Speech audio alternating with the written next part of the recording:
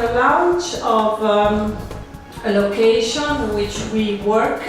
It's the location of Fondazione ISTUD, which is a business school, and it happens that I'm leading the healthcare area, and what we are doing is that we are focusing on reorganization of the pathways of care. We are focusing on humanities for health.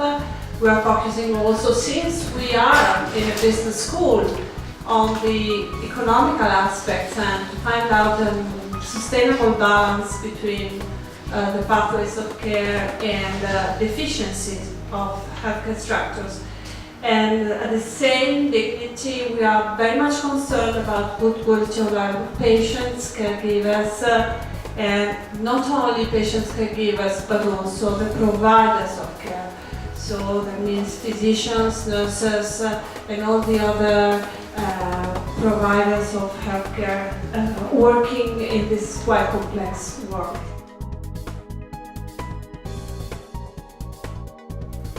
Now, a little bit of theory, narrative medicine and its scopes. There are two major schools of narrative medicine. One, the first I started, is this one of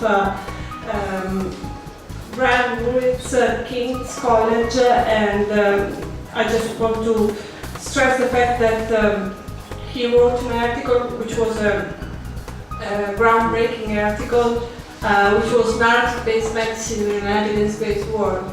And let's say the focus is that narrative should take into account not only the symptoms but also the physical, psychological, relational, sociological, ontological, existential mindset of the patient and of the physician as well. So we are dealing also with the values of the patients, existential values of the patients.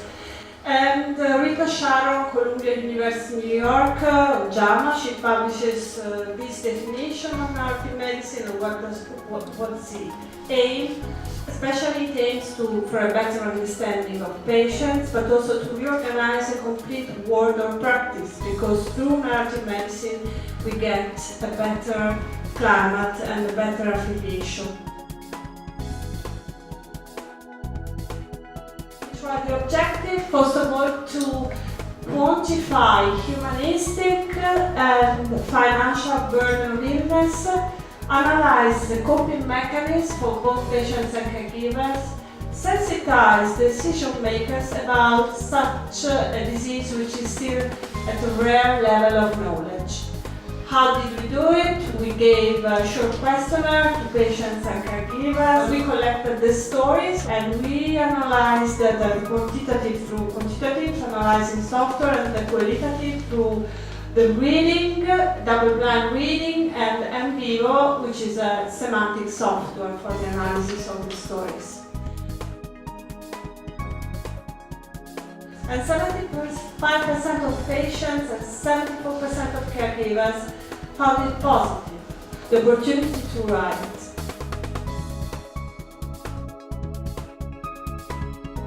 We really love to be informed about your approach, because you are studying a new approach also, a new type of metrics which is based on value for patients, if I will understand, for taking decision making.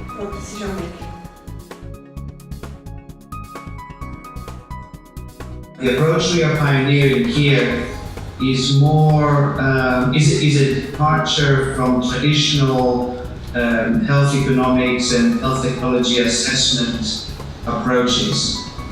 And if we think of health technology assessment as a collection of methods, for example, cost effectiveness, sensitivity analysis, and so on, the approach we are pioneering relates to decision analysis.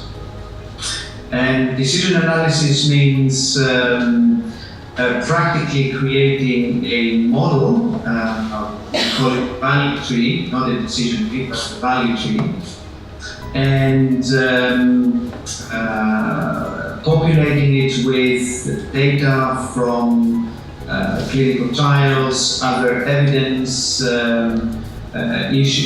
other evidence generation mechanisms, and so on. Let me go one step back and explain to you why this decision analysis. Essentially because we feel that traditional cost-effectiveness approaches and traditional health technology assessment has significant limitations in that we look at one or two key elements of health gain on one side and direct costs on the other side. So one of the fundamental premises and criticisms, if you like, of traditional health technology assessment approaches is that we do not necessarily allow additional criteria to be included in the decision-making process. Multiple criteria decision analysis, the kind of approach we are pioneering here, enable us to include additional variables in the model we are constructing.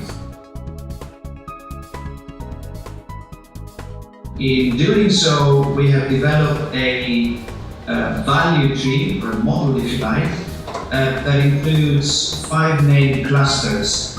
The first cluster is most definitely therapeutic evidence, in other words, data and evidence on efficacy or efficacy endpoints, but there are provisions to also include effectiveness once real-life evidence becomes available. The second cluster relates to safety and safety considerations, and that is again taken from the available evidence which is known to us once the clinical trials is out. The third cluster relates to burden of disease and the extent to which severity can be included and the extent to which other considerations related to the prevalence, the issues around the condition can also be included in the model. The fourth relates to the innovation impact, where we allow dynamic efficiency, a dynamic efficiency component, but also the extent to which the new therapy or the nutrition, if you like, has a new mechanism or mode of action or administration. So by including an innovation parameter in the model, or set of parameters in the model, we can capture the dynamic efficiency effects and the overall innovativeness, if you like, of the new treatment. And finally, the fifth cluster relates to the socioeconomic impact. In other words, what is the impact on the healthcare services, on social care services, but also the impact of on the individual patient and carer and their families. So we're looking there not only at direct but also indirect effects. So as you can probably imagine, it would be nice to be able to show that, but it's a very comprehensive model. So in terms of the psychological impact, it's a little bit about a bomb going off in your life when you sit in the doctor's office in the first instance and you're given the news that you have this life expectancy changing illness that's currently incurable, and it's cancer. So in the space of 10 minutes you'll be told those things, and at that point your life changes. You can imagine my wife was a very active woman, swimming, walking a lot, taking care of family and grandchildren, and all of a sudden she had an autonomy of 100 meters. She could not cross the road and come back safely. Narrative medicine would be a tool. I would not say the tool, but maybe an important tool to improve for us as doctors and to be better with patients. So I would like to congratulate Maya for the wonderful job you've done, not just capturing the narrative, thinking about how to use them, how to quantify them, how to highlight, I would say, where is this burden of illness, because many, I would say, policy makers have not this knowledge, they don't realize. Myelofibrosis is not recognized by IMSS as a neoplastic disease. The question is, how does it compare across the disease areas? What does the new approach here in myelofibrosis mean for the other disease areas?